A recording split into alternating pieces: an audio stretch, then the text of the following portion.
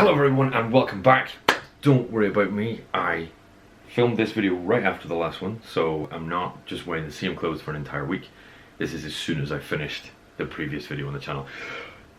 When I go to play Kill Team, I will be going to my parents' house, where my brother has the terrain and the map. Which means that the Kill Team that you've seen me build and paint will need to be transported. There's one thing I'm quite scared of doing is that you've seen how much work I put into my Kill Team. If I was to transport it and it was to get damaged or chipped or something along the way, it would be a little bit unfortunate. So I want to show you how, if you're like me, self-employed, spending all of your money on your business, you can turn something like this into a carry case for your Kill Team. It's not going to look nice, it's not going to be cute or pretty, it's just going to be functional, and it's going to protect your miniatures when you fire them in the car and take them with you wherever you need to go. If you watch along with this and you have a better idea, some way I can improve this, just let me know. More than happy to make some kind of changes to this to make it better if it's not as good as you think it could be. It's something I kind of came up with really quickly so that I can pick my miniatures to my mum and dad's house, play some Kill Team with my brother. So I'm just going to run through the steps, show you exactly what I did, and then hopefully you'll be able to do the same thing too. So you've already seen the box, so there's not really much to go into there.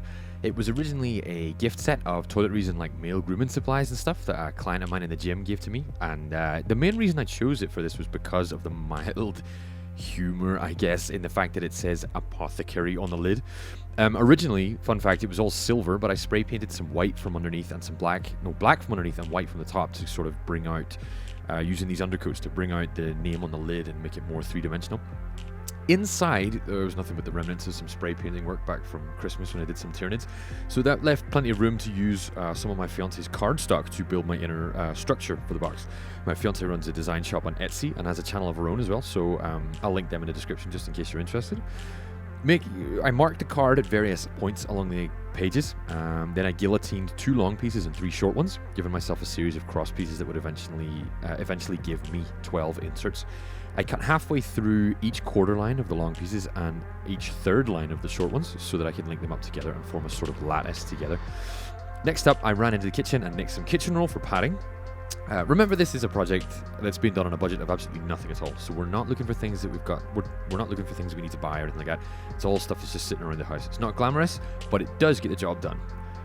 Taking 2 sheets of kitchen roll, I lined up the bottom of the tin and then placed the framework of card on top of it. It was purposefully quite tight so there'd be minimal movement there once it was all in place. Then following that, I quartered some more sheets of kitchen roll and sank them each into the spaces in the framework. I did this twice overall, giving me a series of shock-absorbing layers, double layers, out of soft paper that would react to any bumps or knocks that the box might take when it's in transport.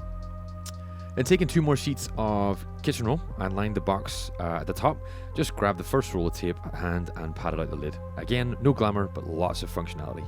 To tidy things up, I just put some PVA glue in any loose or hanging pieces of kitchen roll, then pressed outwards on each compartment to make sure that the space for fitting minis was clear and easy to access. And after all that was done, there was nothing left to do but fill it up.